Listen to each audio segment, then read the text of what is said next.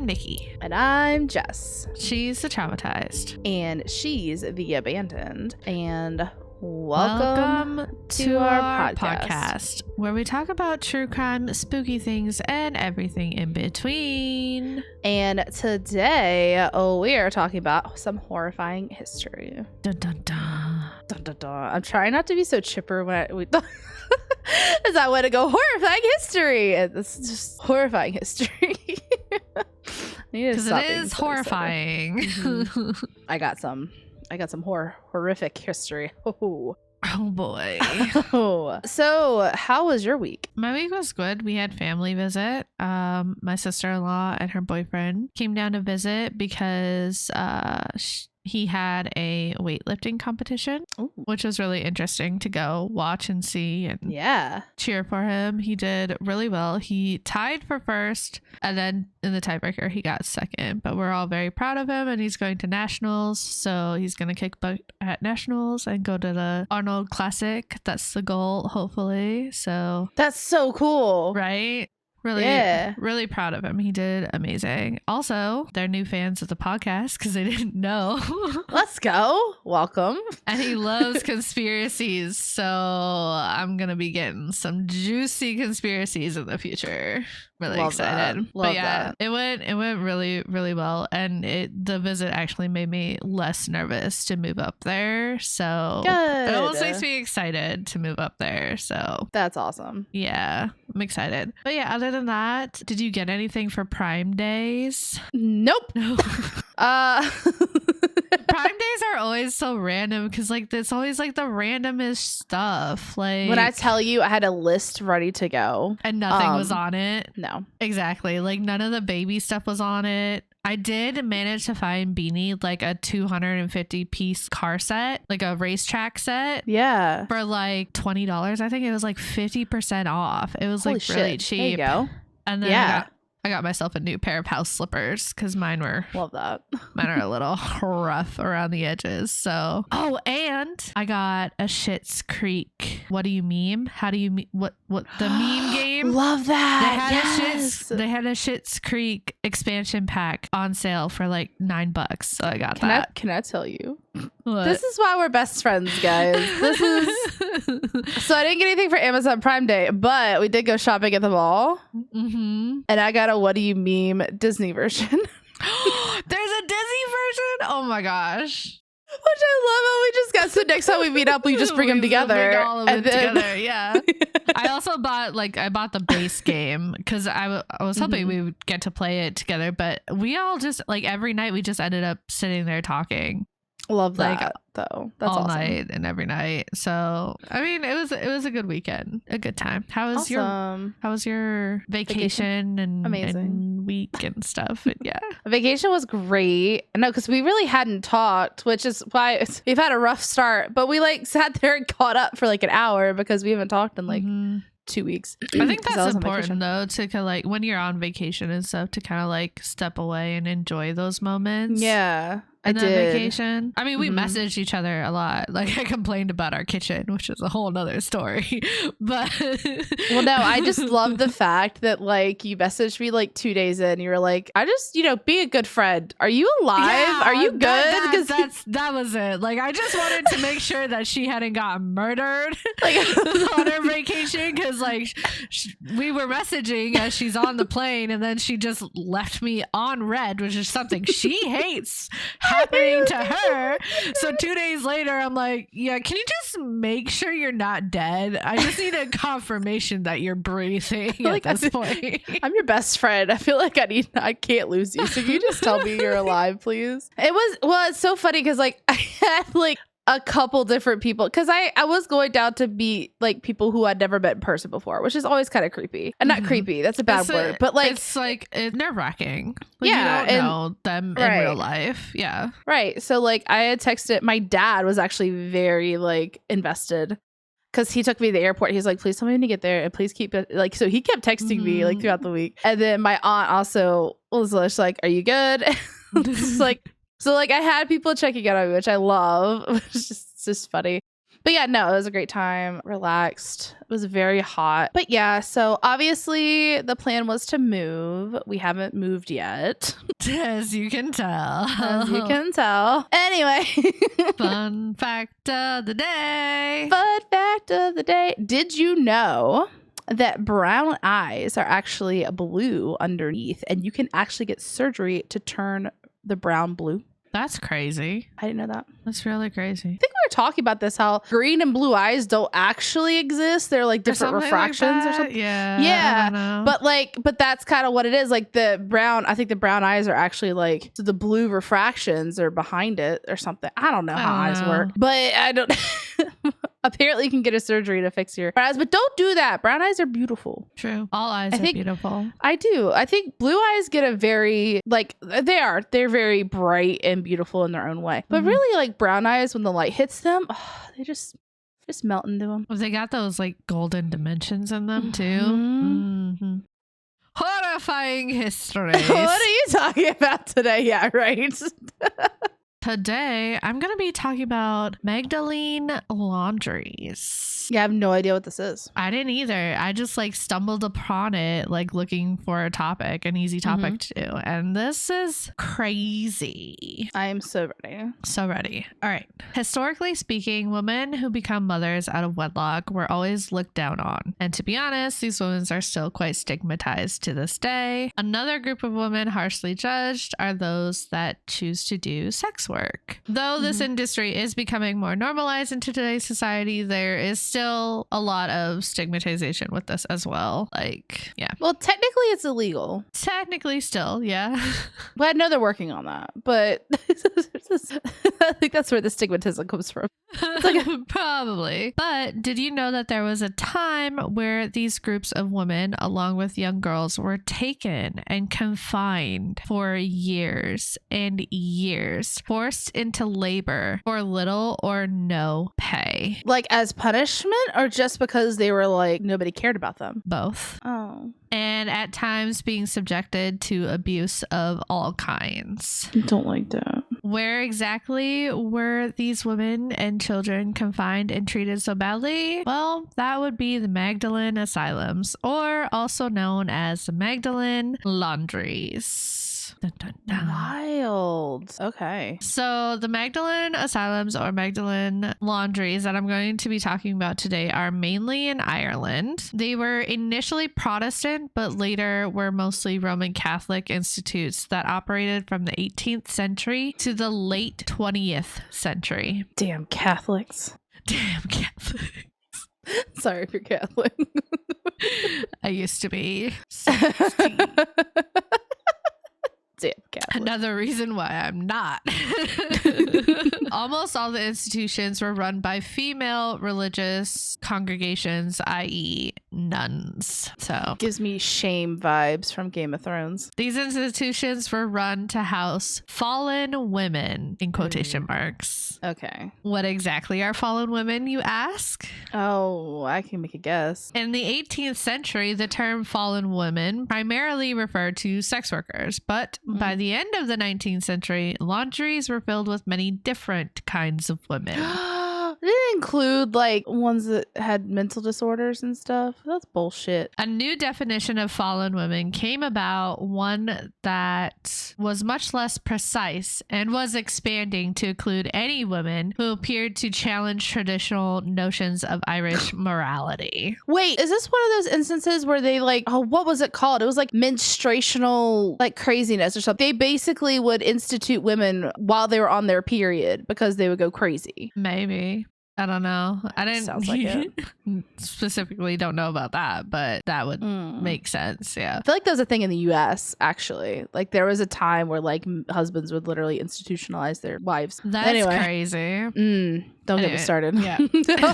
I'll get I very agree about that. Okay, anyway. As this concept expanded, so did the facilities in both the physical size and the role in society. So with this new definition of fallen women, women who fell under this category. I'm about to tell you. Fallen women included, obviously, women perceived to be promiscuous or even flirtatious. Girls who were seen as promiscuous or flirtatious or even too beautiful were sent there by their families. They're too beautiful. They're too so if they get beautiful. hit on, it's their own fault. So we just have to throw them in an institute. Yeah. Unmarried mothers and their children. For most women who had a child out of wedlock, their choices were very limited at the time. There was no like social welfare system, so many turned to prostitution or laundries, and sometimes that prostitution led to laundries. So that's the one thing I never got about organized religion is they literally will turn their back on people who need them the most. Like a mother who doesn't have a father or out of wedlock and say the baby's father leaves, they're the people who need the support the most. Like they need the family. They need that good church family to like help raise them and help raise their kid. Like, but no, they get like kicked out of churches. And it's just or even if that child was forced upon them without their consent. And it's like, and they would just be like, your fault. Too bad. Yeah. And it's so frustrating because it's like those are the people who need it the most. Like they need that support. Some more who were sent to the laundries were young girls or teenagers who were considered financial burdens to their families. This one sucks. Those who have been sexually abused or physically abused by someone were sent to the laundries. Why?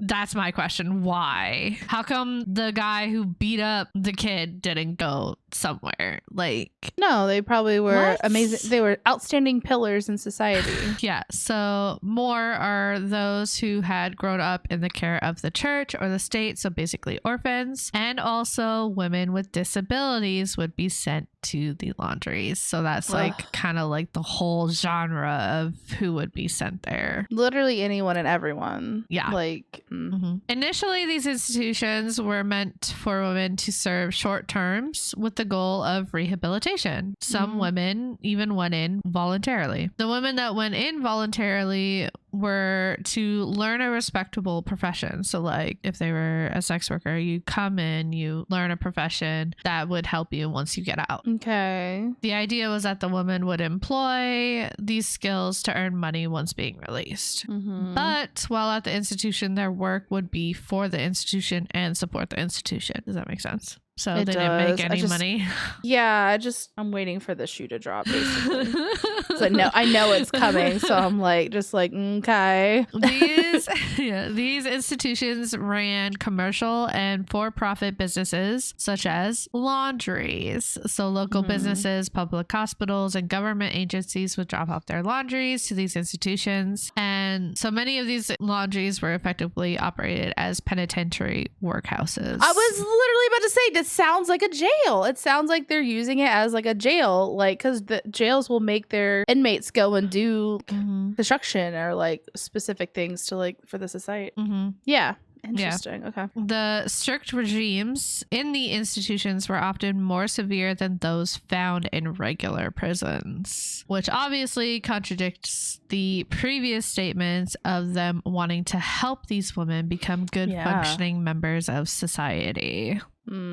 Ireland's first such institution was the Magdalene Asylum for Penitent Females in Dublin. It was founded by the Protestant Church of Ireland in 1765. But like I said earlier, over the years, the laundries began to be primarily run by Catholic orders, but they were still supported heavily by the Irish government. So interesting. Okay. Yeah, real interesting. And after 1922, Magdalene Laundries were operated by four main religious Catholic orders: the Sisters of Mercy, the Sisters of Our Lady of Charity, the Sisters of Charity, and the Good Shepherd Sisters. And they operated in 10 different locations across Ireland. So how exactly were these fallen women confined to these institutions, and how many exactly were subjugated to this? this. The official figure is 10,000 women and children from 1922, once Ireland gained its independence. So from 1922 on, it's about 10,000 is the official, in quotations, figure. But it is speculated that up to 300,000 women were to have passed through the laundries in total. Holy hell. Women and girls were confined to the Magdalene Laundries through a variety of channels. They could be sent to them by the judicial system. This would include those who were committed informally, or those who were admitted as a condition of probation, or those held on remand. Some were sent to the laundries after release from prison sentences, and others were sent to laundries instead of reformatory schools. I just feel like there's no rhyme or reason, and it's driving me crazy. There's not. It's absolutely anyone and everyone that they could send, they sent. Why?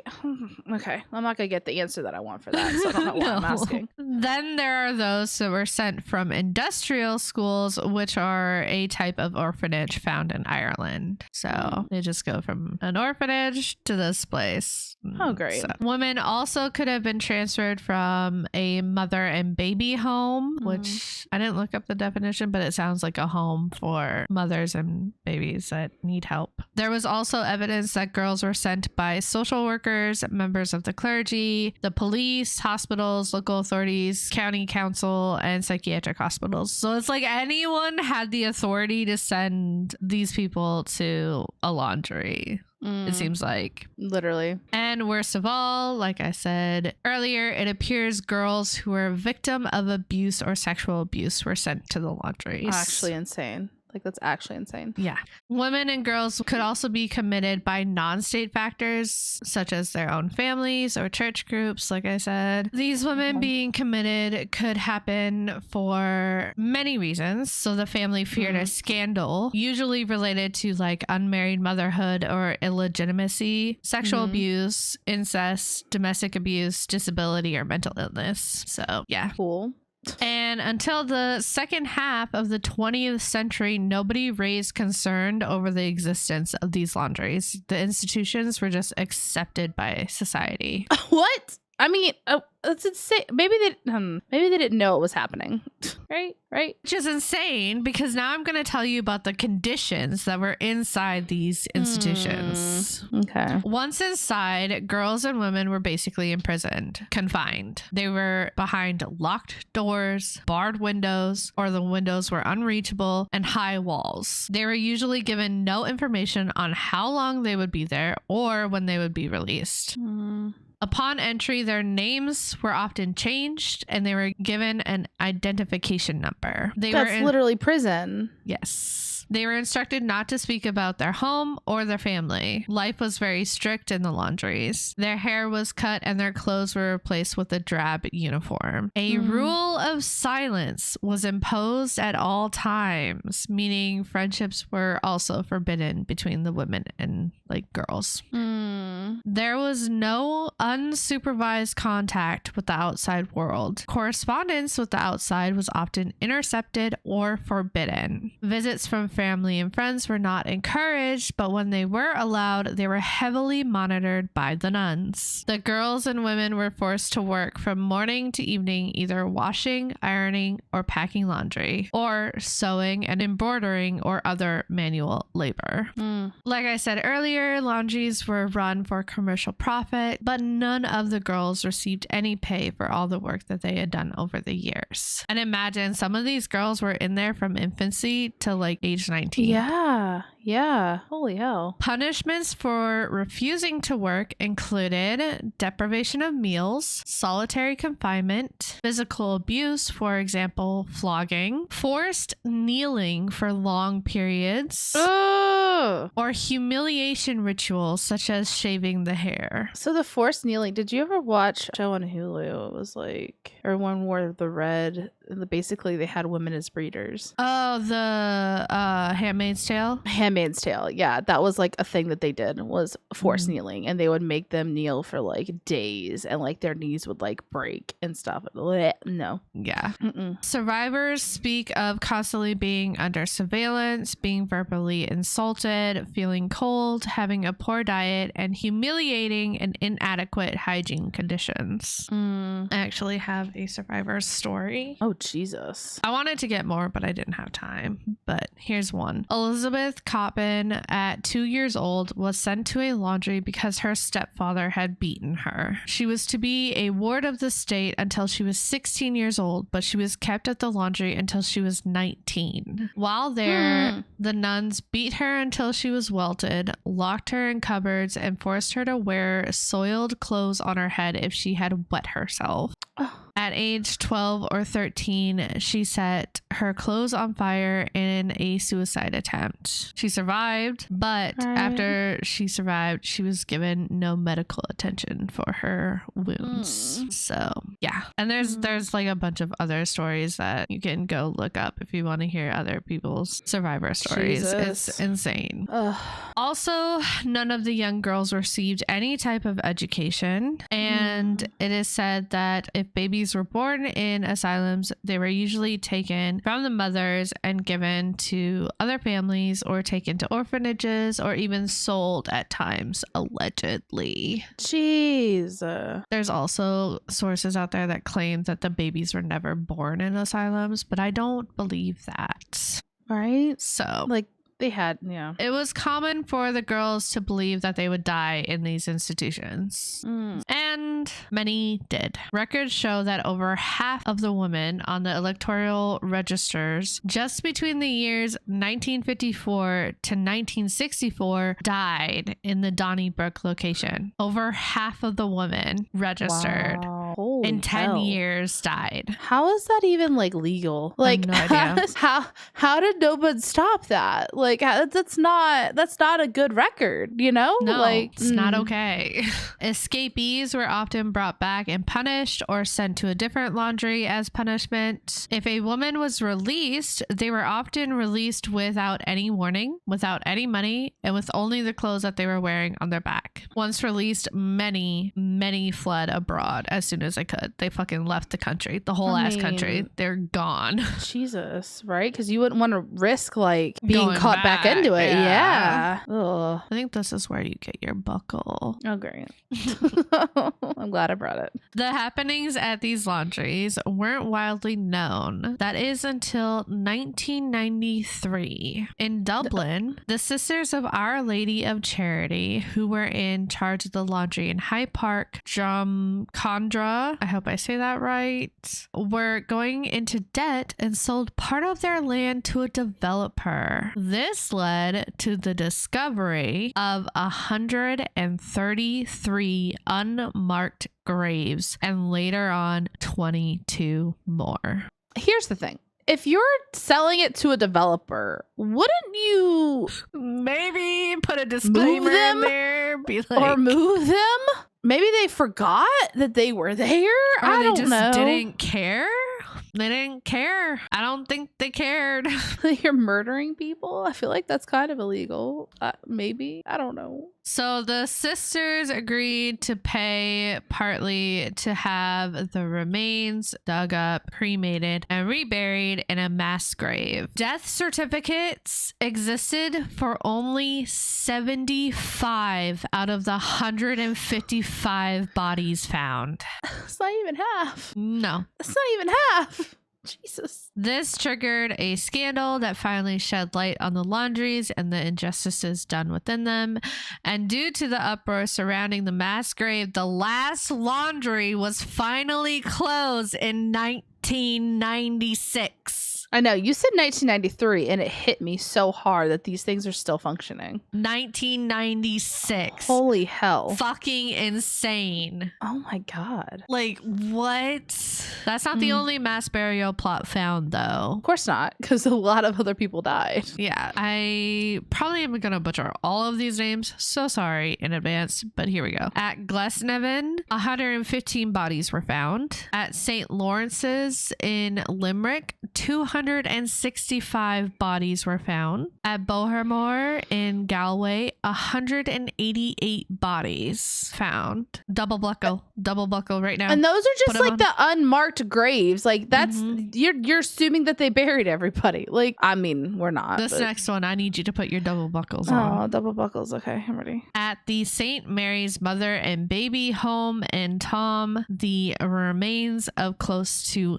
800 babies were found in a septic tank in 1975. Oh, they just flushed them? I don't know. Or it was just empty and they put them in there. I don't know. I don't think either one of those is better than the other. No, it's awful. It's completely fucking disgusting. Oh my God. Yeah. I just... Yeah. Unfortunately, Ireland was not the only place where Magdalene Laundries operated. There were London, Scotland, and Wales, where the first ever Magdalene Laundry was actually founded in London in 1758. Over the years, many more popped up, and by the late 1800s, though many more popped up throughout the years. But by the late 1800s, many of those institutions departed from the original model and more likely resembled workshops or factories. At least that's what they say. Yeah. Jesus Christ. In Canada, an institute was founded in Montreal in 1848, with more opening in 1858. And it's kind of like unknown where they're closed. Like, I couldn't find when any of these closed besides the last one. Sweden, good old sweet Sweden, opened its first institution in 1852. And by 1900, there were 8 institutions throughout Sweden. Australia. Jesus. Enough. From early 1890 to the 1960s, laundries operated in Australia. And last but not least, the first Magdalene Laundry founded in America was in 1800 in Philadelphia. And soon there were many following suit in New York City, Boston, Chicago, and I think there was one in San Francisco as well. And I think those are the horror stories I heard where they would like institutionalize women on their periods. Yeah. So that makes sense that there are some in America. Obviously, we don't have an official number of how many women went into these institutions, how many died. Something we're probably going to have to figure out over the years. Yeah. But many of the religious orders in charge of these institutions have refused to release any of their records. Wonder why? Trying to hide everything. So, like I said, official numbers of how many of these women went through the institutions and when they closed and stuff is probably all going to be a mystery for a very long time. So awesome. It wasn't until 2013 that the Irish government issued a formal apology to the women who had become victims of this system, and a 50 million euro compensation scheme for the survivors was set up by the government. But that doesn't really negate the damage that the long-term institutionalization inflicted on these poor souls.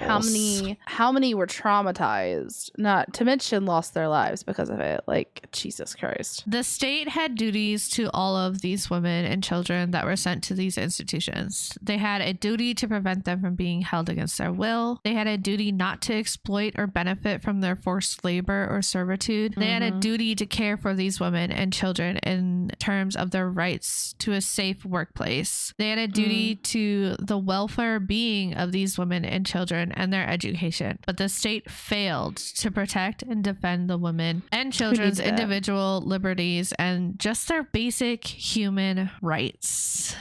And the survivors have had to live with these consequences for the rest of their lives. So that, my friends, are Magdalene Laundries. Awful. Horrible. Awful. Horrifying history. Horrifying history. That's a part of our history. That's crazy. What do you say after that? That sucks. Fucking heartbreaking. Like, especially for the children who have done nothing. They were just sent Literally there because their family couldn't afford them, or like, you're too beautiful. So have hard labor for the rest of your life. Awful. So on to a not so chipper note. I'm doing the Bhopal disaster. Have you heard of this? I've seen the name, read the name. It's not familiar with it.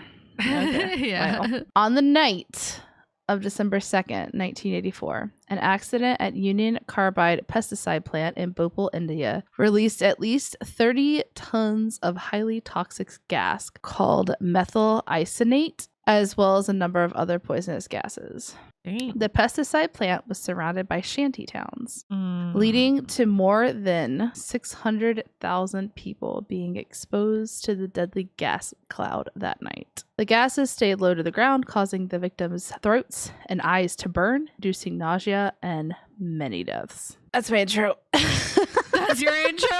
That's like this very happy intro, let me tell you. I think it's worse. It's my turn. It gets worse. Okay, this is how it all started. In the 1970s, the Indian government initiated policies to encourage foreign companies to invest in local industries. So the Union Carbide Corporation, aka UCC, was asked to build a plant, the manufacturer of Sevin, which is a pesticide commonly used throughout Asia. As a part of the deal, India's government insisted that a significant percentage of the investment come from local shareholders. The government itself had a 22% stake in the company's subsidiary, Union Carbide India Limited. So the company built the plant in Bhopal because of its central location and access to transport infrastructure. The specific site within the city was zoned for light industrial and commercial use, not for hazardous industry. I was gonna say, why would you put it in the middle of a city? Of a city? It's a great question. That's dumb. So much dumb. The plant was initially approved only for formulation of pesticides from compound chemicals such as MIC imported from the parent company in relatively small quantities. However, pressure from competition in the chemical industry led UCIL to implement backward integration, which sounds great, which is the manufacture of raw materials and intermediate products for formulation of the final product, all within one facility. Okay. So it was created to like do this very simplistic thing, and they were like, nah, we have to keep up with our competitors, so let's backward integrate this and actually make the stuff that we use to mix the stuff. So now they're doing all of it, and they're not supposed to. They're trying to do all of it. This inherently was a more sophisticated and hazardous process. Right. So in 1984, the plant was manufacturing Sevin at 1/4 of its production capacity due to the decreased demand for pesticides. Widespread crop failures and famine on the subcontinent in the 1980s led to increased indebtedness and decreased capital for farmers to invest in pesticides. So the need for pesticides dropped significantly. Right. Local managers were directed to close the plant and prepare it to sale in July 1984 due to the decreased profitability. When no ready buyer was found, UCIL made plans to dismantle key production units of the facility for shipment to another developing country. So it's getting ready to shut down. In the meantime, the facility continued to operate with safety equipment and procedures far below the standards found at its sister plant in the Institute, West Virginia. So they had a sister plant in West Virginia who did the same thing. The local government was aware of safety problems, but was reluctant to place heavy industrial safety and pollution control burdens on the struggling industry because it feared the economic effects of the loss of such a large employer.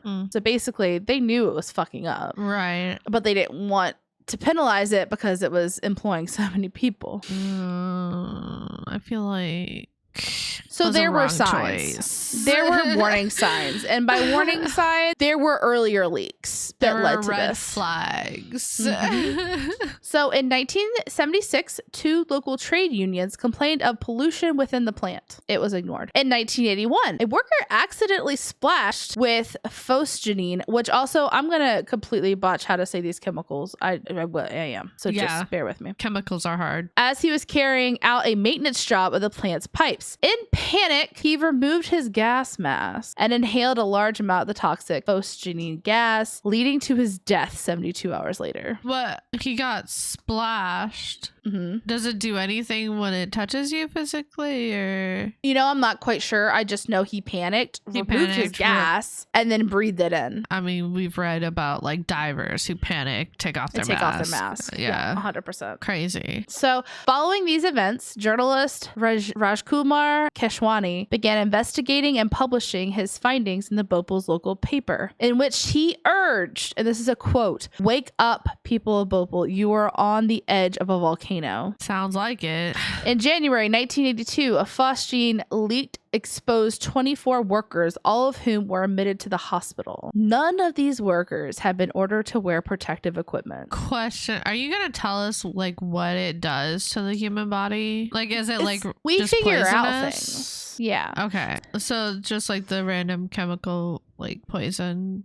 Yes. Like, is it like radiation, or is it just like no? It's just poisonous chemicals. Gas that like it's a shuts colorless down your gas. organs? With suffocating odor. It may cause irritation to the eyes, burning throat, vomiting, cough, foamy spectum, breathing difficulty, chest pain. When in liquid, it actually causes frostbite. Oh. You definitely don't want to breathe it in. So it probably just like fucked up the lungs, it sounds like. It like It's extremely toxic. Severe respiratory effects, including pulmonary edema, pulmonary ischemia, and death have been reported in humans. Yeah, okay. Severe ocular irritation, dermal burns may also result following eye or skin exposure. Yikes. So okay. Gotcha. So fun fact that I just found, it's estimated that 85% of the 91,000 gas deaths that were reported in World War I were a result of phosgene. Oh. So fun fact in there. Wow. So it's a very dangerous chemical. They're just, they hadn't even been ordered to wear protective equipment around. It's fine. Around, wow. Okay. Wow. 1 month later, in February of 1982, an MIC leak affected 18 workers. So MIC is the actual compound of it? No, MIC is pesticide that they were creating. Oh, okay. The pest. Okay. In August 1982, so all in the same year, a chemical engineer came into contact with liquid MIC, resulting in burns over 30% of his body. In October of 1882, there was another small leak. And the attempt to stop that leak, the supervisor suffered severe chemical burns and 2 other workers were severely exposed to the gases. I thought you said they were shutting this place down. They were. But not soon enough. Mm-mm. What is so happening? what ended up happening was there was a decrease. So like they stopped. They were like trying to sell it. So they stopped caring about safety standards. Clearly. Holy crap. So leading up to the main event here, during 1983 and 1984, there were several leaks of MIC, chlorine, monomethylamine, phosgene, and carbon tetrachloride. Sometimes it would contain all of them. They would just leaks everywhere. Okay, so all of that to say, on December 2nd, 1984, at 11 p.m., while most of the 1 million residents of Bhopal slept, an operator at the plant noticed a small leak of methyl isonate, which is the MIC gas, and increasing pressure inside of a storage tank. The vent gas scrubber, a safety device designed to neutralize toxin discharge from the MIC system, had been turned off 3 weeks prior. Wait, what? Why? Just cause? Apparently, a faulty valve had allowed 1 ton of water for cleaning internal pipes to mix with 40 tons of MIC. And a 30-ton refrigeration unit that normally served as a safety component to cool the MIC storage tank had been drained off of his coolants for use in another part of the plant. So pressure and heat from the vigorous exothermic reaction of the tank continued to build. Oh, no. And... No, stop saying and. The gas flare safety system was out of action and had been for the last 3 months. Why? So at around 1 a.m. December 3rd, loud rumbling reverberated around the plant as safety valve gave way, sending a plume of MIC gas into the early morning air. Buckle up. Okay. Buckled. Maybe do another one. Okay. Within hours, the streets of Bhopal were littered with human corpses and the carcasses of buffaloes, cows, dogs, and birds. An estimated hours, you said. An estimated of 3,800 people died immediately, mostly in the poor slum colony adjacent to the UCC plant. Was there an actual explosion of types and then the gas releases, or was it just like an explosion of gas releases? It was an explosion of gas releases. There wasn't there was no true warning other than rumbling, and then it just started leaking. So they had no idea. They were sleeping. That's insane. So scary. Local hospitals were soon overwhelmed with injured, a crisis further compounded by a lack of knowledge of exactly what gas was involved and what its effects were. Estimates of the number of people killed in the first few days by the plume from the UCC plant run as high as 10,000, with 15,000 to 20,000 premature deaths reportedly occurring in the subsequent 2 decades. Wow. The Indian government reported that more than 500,000 people have been exposed to the gas. Yikes. Several epidemiological studies conducted soon after the accident showed significant morbidity and increased mortality in the exposed population. So in this graphic, it basically summarizes the early and late effects on the health. So this data is likely to underrepresent the true extent of the adverse health effects because many exposed individuals left the area immediately following the disaster, never to return, and was therefore lost to follow up. But for those of you who aren't watching, so the early effects for the first 6 months for your oculars, like hematosis, redness, watering, ulcers in your eyeballs for me. Respiratory distress, pulmonary edema, pneumonitis, and pneumothorax, which I'm basically guessing is pneumonia. Yeah, assuming. Genetic increased chromosomal abnormalities, meaning more genetic deficiencies or whatever. Or psychological, mutations. When you have babies, yeah. Psychological neurosis, anxiety states, adjustment reactions, and then neurobehavior was impaired audio and visual memory, impaired vigilance, attention and response time, impaired reasoning and spatial ability, and then impaired psychomotor coordination. So that's crazy. That's insane to me. And they don't even know what kind of gas it was. So the late effects that they noticed, so 6 months onwards, ocular, was persistent watering, corneal opacities, and chronic conjunctivitis. So waking up with shit in your eyes and ew, that's gross. Respiratory, obstructive, and restrictive airway diseases, decreased lung function, reproductive, increased pregnancy loss, increased infant mortality, decreased placental fetal weight. Genetic was the increased chromosomal abnormalities, which kind of say the same there. And neurobehavior was impaired associated learning, motor speed, and precision. So investigations later established that substandard operating and safety procedures at the understaffed plant had led to the catastrophe. In 1998, the former factory site was turned over to the state of Madhya Pradesh. So some aftermath. Immediately after the disaster, UCC began attempts to disassociate itself from responsibility for the gas leak. Of course. The principal tactic was to shift the blame to UCIL, stating the plant was wholly built and operated by the Indian subsidiary. It also fabricated scenarios involving sabotage by previously unknown Sikh extremist groups and disgruntled employees. But this theory was impunged by numerous independent sources. So terrorists! Sure. Oh, yeah, okay. They just suck. The toxic plume had barely cleared when on December 7th, the first multi-billion-dollar lawsuit was filed by an American attorney in the U.S. court. What? Okay. It was the beginning of years of legal schemes in which the ethical implications of the tragedy and its effect on Bhopal's people were largely ignored. In Love March that. of yeah, it's like, no, let's focus on all the other stuff, please, not the thousands and thousands of people who died. In March of 1985, the Indian government enacted the Bhopal Gas Leak Disaster Act in a way of ensuring that claims arising from the accident would be dealt with speedily and equitably. The act made the government the sole representative of the victims in legal proceedings, both within and outside of India. Eventually, all cases were taken out of the U.S. legal system under the ruling of the presiding American judge and placed entirely under Indian jurisdiction, much to the detriment of the injured parties. So basically, there was a sister plant in the U.S., and so they kind of took arms because they saw the lack of justice being done. So U.S. was like, and they were actually getting shit done. But India was like, yo, it's not your jurisdiction, and it technically isn't.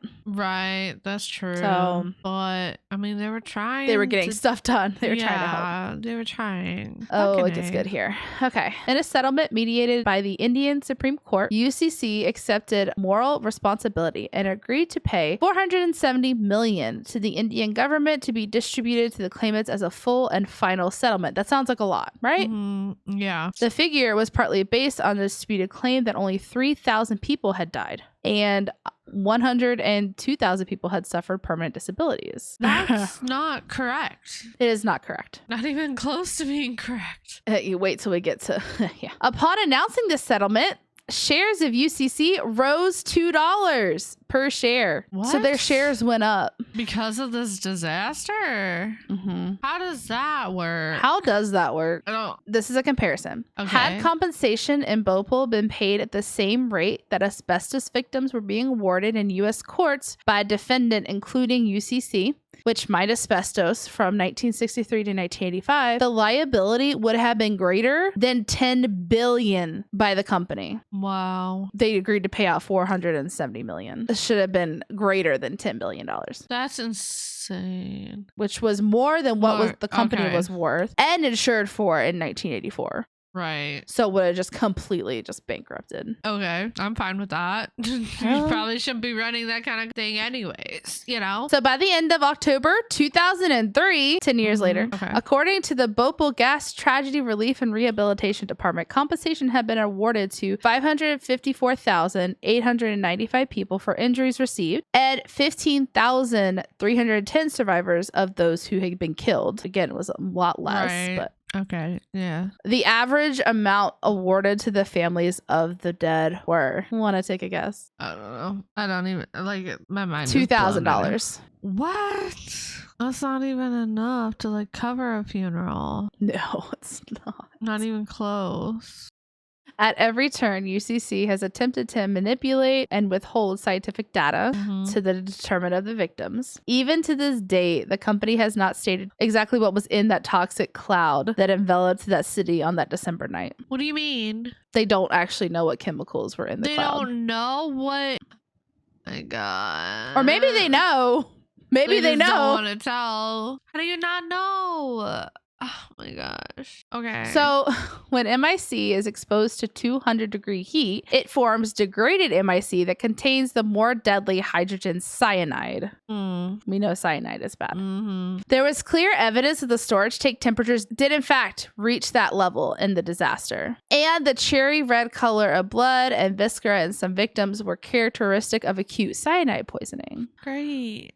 Moreover, many responded well to the administration of sodium thiosulfate, an effective therapy for cyanide poisoning, but not MIC exposure. Okay. UCC initially recommended the use of sodium thiosulfate, but withdrew the statement, later prompting suggestions that it attempted to cover up any evidence of the cyanide in the gas leak. So at first they were like, yes, this is working. And then they realized that it was treatment for cyanide. So they basically had gassed an entire city with cyanide. And they were like, oh no, just kidding, that's not what you should use to treat it, because stop, you're kidding. The presence of cyanide was vigorously denied by UCC, and that was a point of conjecture amongst researchers. Despite continued protests and attempts at litigation, neither the Dow Chemical Company, which bought out the Union Carbide Corporation in 2001, nor the Indian government had properly cleaned the site. Wait, what? No, stop. Why does it keep getting worse? Soil and water contamination in the area was blamed for chronic health problems and high instances of birth defects in the area's inhabitants. In 2004, they didn't even like evacuate everybody. Like, get the fuck out. Go. Like. In 2004, the Indian Supreme Court ordered the state to supply clean drinking water to the residents because of groundwater contamination. 2004. What the fuck? Why didn't people leave? Because it was their home and they can't afford to leave. God damn. A government affidavit in 2006 stated that the leak had caused 558,125 injuries, including 38,478 temporary partial injuries and approximately 3,900 severely and permanently disabling injuries. Oh my God.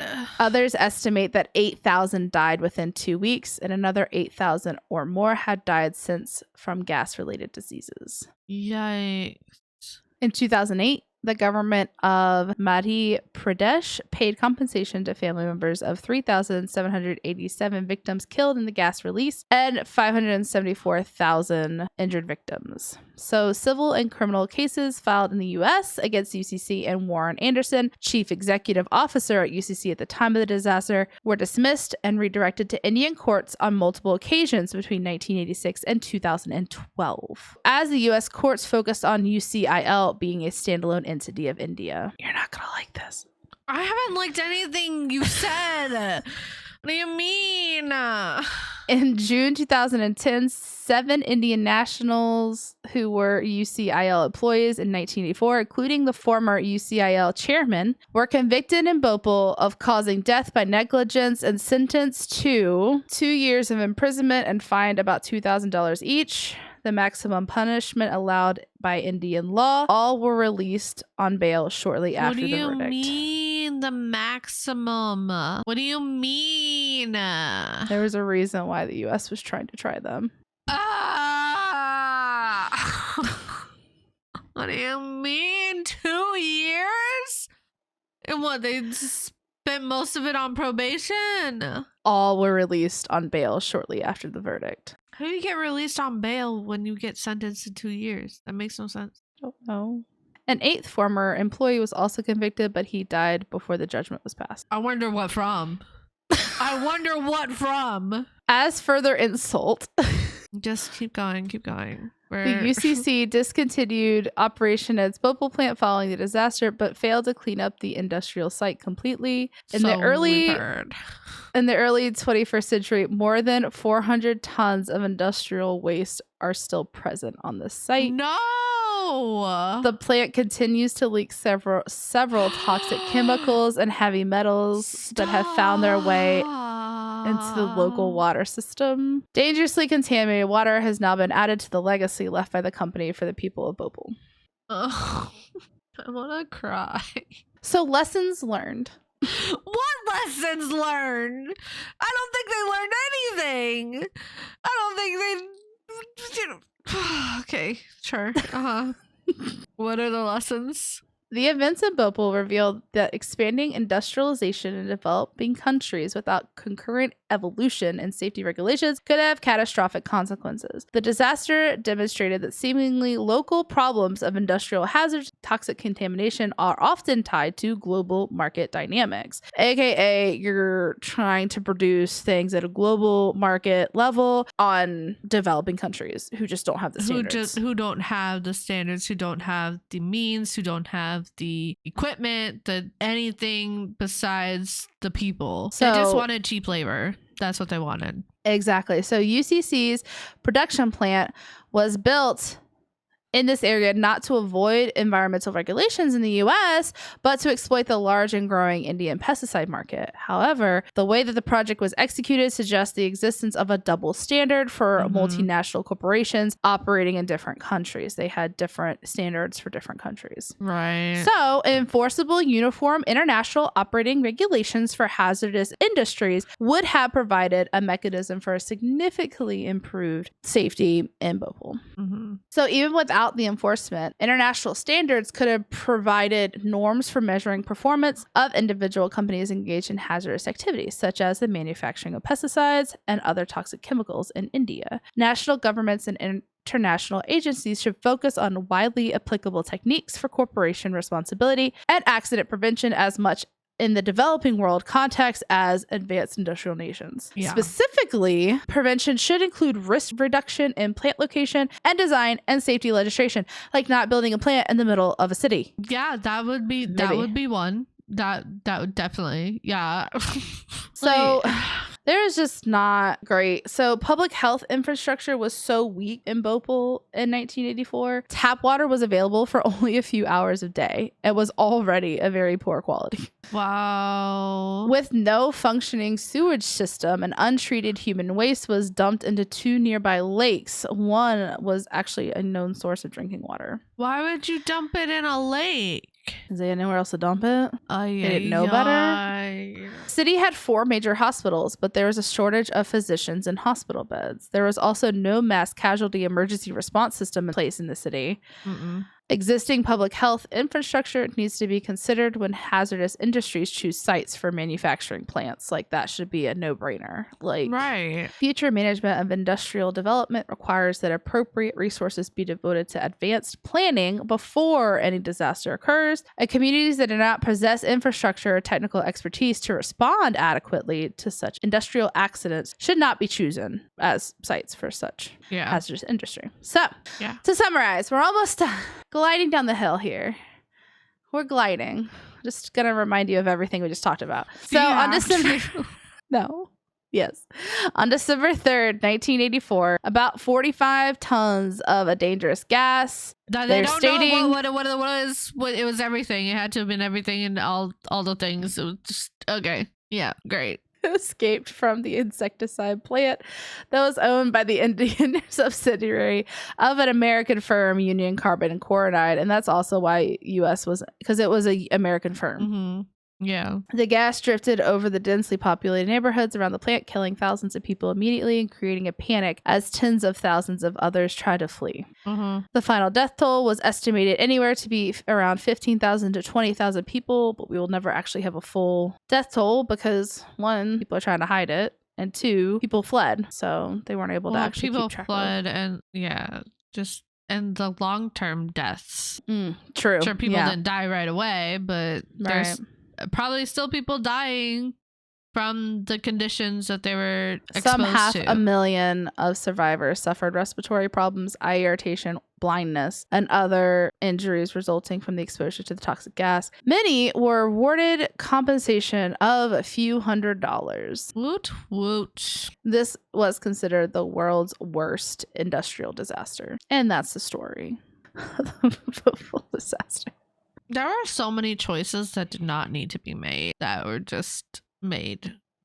Oh, the fact like you're trying to sell the plant, you should just shut down at that point. Like, you're not withholding any sort of standard, any sort of safety standard. And but were they holding any sort of safety standard before that? Doesn't sound like it. Probably not. That's it for this episode.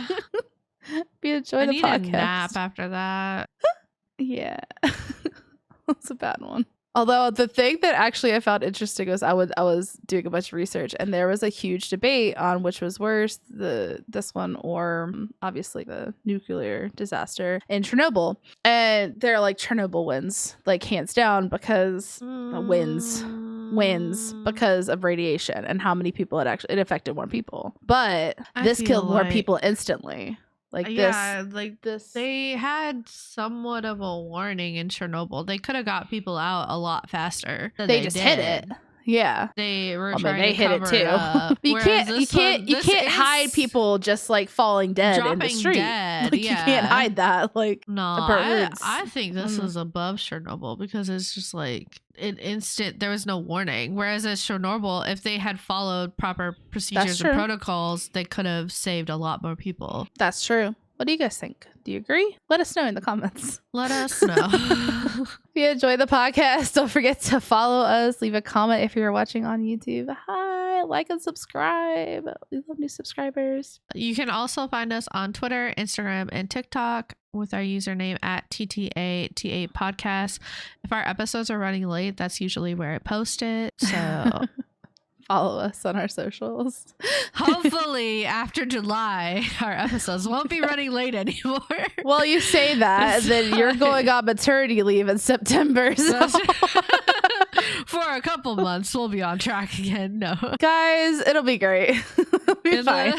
In the link of our bio is always our link tree, which has our email. If you have any questions, comments, concerns, topic ideas, hit us up. Let us know. We're always looking for new things to talk about. Always. Also, the TikTok has been on fire, so huge props to that. I love seeing our TikToks. Love seeing our TikToks on the For You page. So you guys, if you're not following us, do it because they're funny. A lot of behind the scenes stuff too. So yeah, thanks for listening. Next week we're going to be covering myths, legends, and mythical creatures. So with that, we're going to leave you with this inspirational quote. Some people don't like change, but you need to embrace change if the alternative is disaster, by Elon Musk. So I found this quote that I didn't realize he Jess wrote found it. the quote without. I didn't realize who wrote it until I went to type it. And I was like, oh, someone does not have good feelings about him. So that's fine. It's a good quote. It's a great quote. I don't know. It's great. It's good. It's good. I literally typed in disaster inspirational quotes. I was trying to find something to go with our theme. Yeah. That's usually what I try to do. So, you know, well, it's fine. Thanks for listening again, guys. And until next time. Bye.